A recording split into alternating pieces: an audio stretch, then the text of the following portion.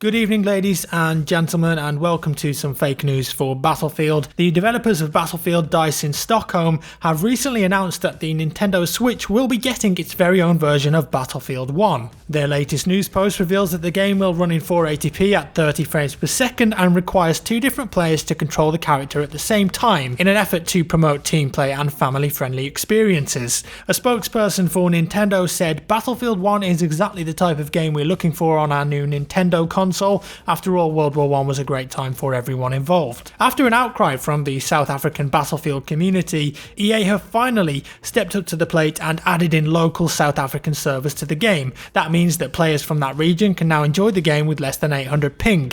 To make up for the fact that this took so long, any player with a South African IP address will be awarded a 10% health boost in game. In other game balancing news, the Calibri pistol will be buffed in the next patch due out at the end of February. Quite frankly, it's ridiculous that this has taken so long. As it stands, it's completely useless. Look at the size of that thing, it looks like it could rip a tank apart, but in its current form it's nigh on impossible to get a kill with. Useless. You call this balanced game design? More like lame design, am I right? When the patch drops, the Calibri will be changed to do 50 damage minimum per shot. The other big balance change to guns in the patch is that they've now made the Martini Henry a fully automatic rifle. Someone said once for a joke in World War I, "Hey Barry, imagine if this thing was fully auto, mate," and designed a prototype in their imagination. DICE ran with this idea and have decided it's the only possible way to make the Martini Henry a fair and balanced weapon. Now then, do you remember this little snippet from 2011? Richard Branson announces the Virgin Battlefield 3 Worldwide Conquest Tournament with prize money of $1.6 million.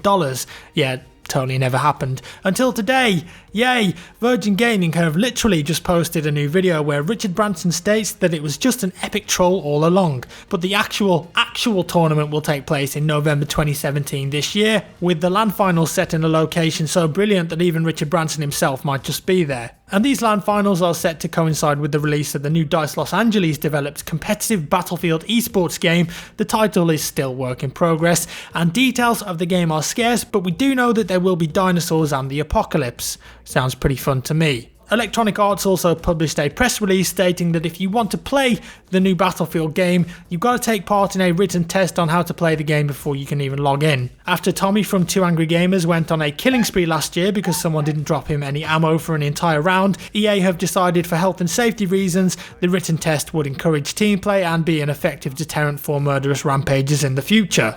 And on further improving the gameplay experience for players, DICE will adopt the fantastic Rainbow Six Siege mechanic of not starting the round on PC until every player in the server has loaded the map, even those with IDE hard drives. It may cause delays, but it will definitely offer a better and fairer gameplay experience for everyone involved. No more SSD sniping those tanks and planes. And the latest hottest fake news sweeping the gaming industry today is that EA have come to an agreement to license the Frostbite engine to Activision to power their new World War II game, Call of Duty Endless Warfare. This may come as a surprise, as these two franchises are typically considered fierce rivals with each other, and Battlefield 1944 will also be set during World War II. However, the rumoured figures suggest a massive payout to EA of $6 billion per game created on the engine. As part of the deal, additionally, Activision also had to hand over their Mountain Dew sponsorship, Doritos sponsorship and Snoop Dogg announcer pack as residual. What's up player? We losing Objective Butters for shizzle will be one of the voice lines available to buy for Battlefield 1. And if you want to pick up any other of these celebrity announcer packs for BF1, they can be obtained in battle packs with a 0.1% chance of winning, which is just about the same odds of getting the gold tag skin. Wrapping things up for today, gas grenades, love them or hate them, they're a hot topic indeed in BF1. As such, after the new February patch, only support players will be able to equip them in an effort to reduce how spammy they are and turn them into an actual effective tactical choice. They can also be extinguished if you shoot them when they're on the ground to stop the gas from expanding any further. And finally, players all over the world can rejoice. You've asked for it,